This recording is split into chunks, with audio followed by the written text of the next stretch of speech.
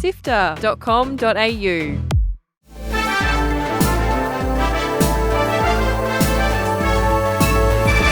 Hi, I'm Fiona Bartholomaeus. And I'm Kyle Pauletto. And welcome to Walkthrough, SIFTER's weekly recap on the biggest news in video games. This week, Starfield gets a delayed release date, Pokémon Scarlet and Violet players are warned of a major save file bug, and rumours indicate Counter-Strike 2 is almost here. Here is the news for Sunday, 12th of March. Let's go!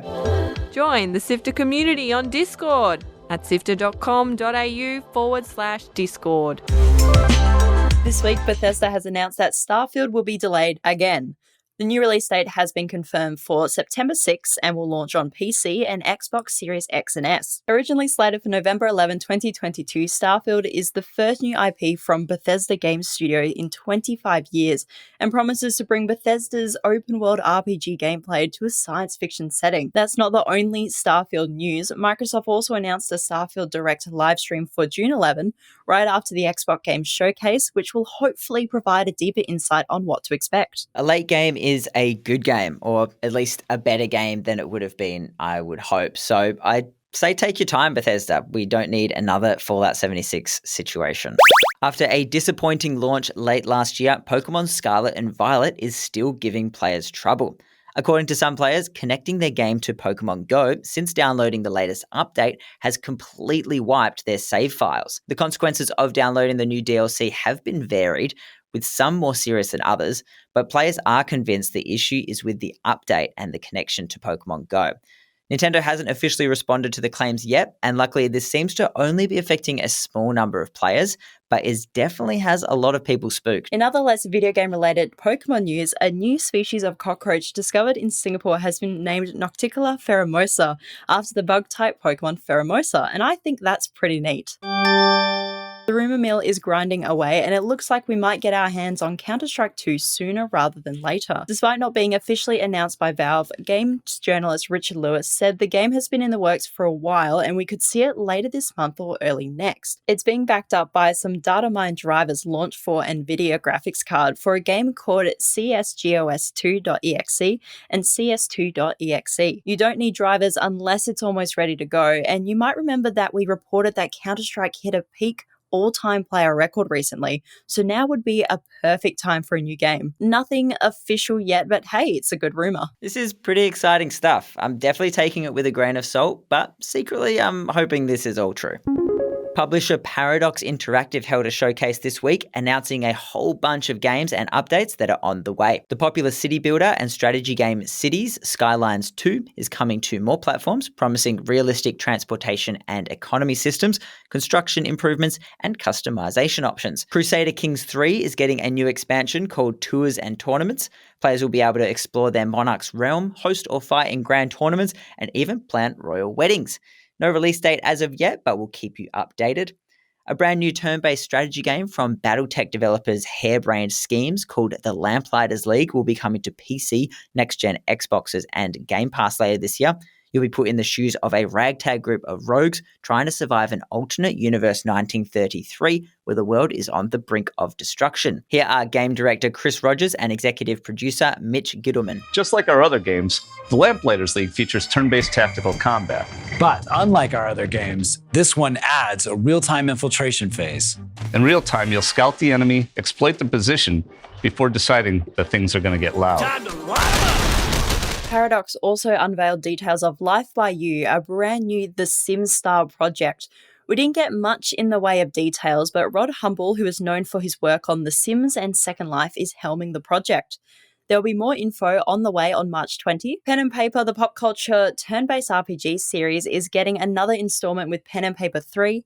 Mechabellum is a new sci-fi auto-battler game on the way featuring mechs, robots, and heavy weapons.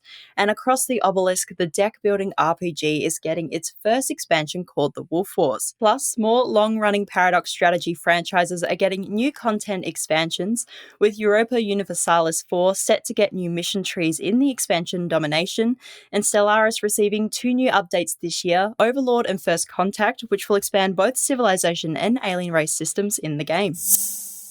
Sony has been ordered to refund players after an Austrian court ruled that loot box style microtransactions in FIFA 23 are gambling products under Austrian law. The loot system in FIFA 23 revolves around what are called Ultimate Team Card Packs. Like most regular loot box systems, they involve an element of chance as to what sort of rewards you may receive with your purchase. According to the Austrian District Court, these card packs are deemed illegal gambling because the item rewards are random and a secondary market exists where they can be sold for real-world money. Essentially, they are gambling. Authorities have ordered affected players to be refunded.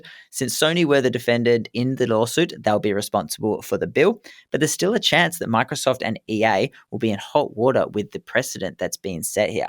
Either way, we love to see it. It's so great seeing countries jump on board when it comes to banning loot boxes and microtransaction. It's been a long time coming, but definitely well worth the wait.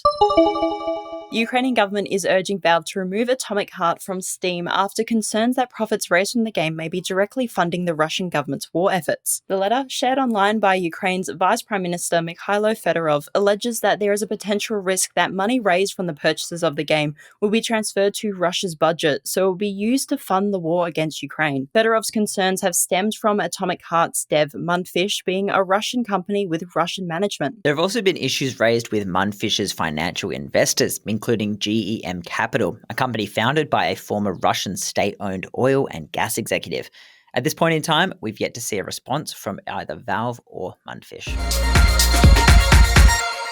That's it for news. Here are the games releasing this week. Over a year since it came to PC in early access, VALHEIM is finally coming to console. This sandbox survival title has received largely positive reviews over the past year, and I know a lot of people, myself included, are very excited to give it a go when it comes to Xbox on the 14th. And if you want a deeper dive into the early stages of VALHEIM, you can check out our review from last year in the mainstream podcast feed. Coming just months after the release of Bayonetta 3 comes the spin-off title Bayonetta Origins CEREZA and the Lost Demon. This entry in the series changes things up with an isometric point of view and a gorgeous cel-shaded art style. That's out on the Nintendo Switch on the 17th. And out Friday is the latest installment in the WWE 2K series, 2K23. Alongside the classic shuffling around a ring, players can expect more customization, more characters, and in true 2K fashion, a predatory progression and season pass system that locks content behind paywalls even though you've paid for the game already. Fun! That's out on all platforms on the 17th. Articles to read, Videos to watch, and podcasts to listen to. SIFTER.com.au. This has been walked through by SIFTER. My name is Fiona Bartholomaeus. And my name is Kyle Pauletto. Thank you so much for listening. We know you love our podcast, so why not become a monthly backer on Ko-Fi? Your support lets us keep making our show, so why not show the love and sign up to be a monthly backer? It's easy. Head to sifter.com.au/support, where the support starts from just $1 a month. That address again is sifter.com.au/support. SIFTER is produced by myself, Fiona Bartholomaeus, Daniel Ang, and Adam Christou. Mitch Lowe is senior producer who edited this episode, and Gianni Giovanni is our executive producer. Thanks to Brian Fairbanks from Salty Dog Sounds for composing the walkthrough theme tune, and thanks to both Audio Technica Australia and Omny Studio for their support of SIFTER's 3 podcasts. Thanks again for listening. We'll be back with more news next Sunday.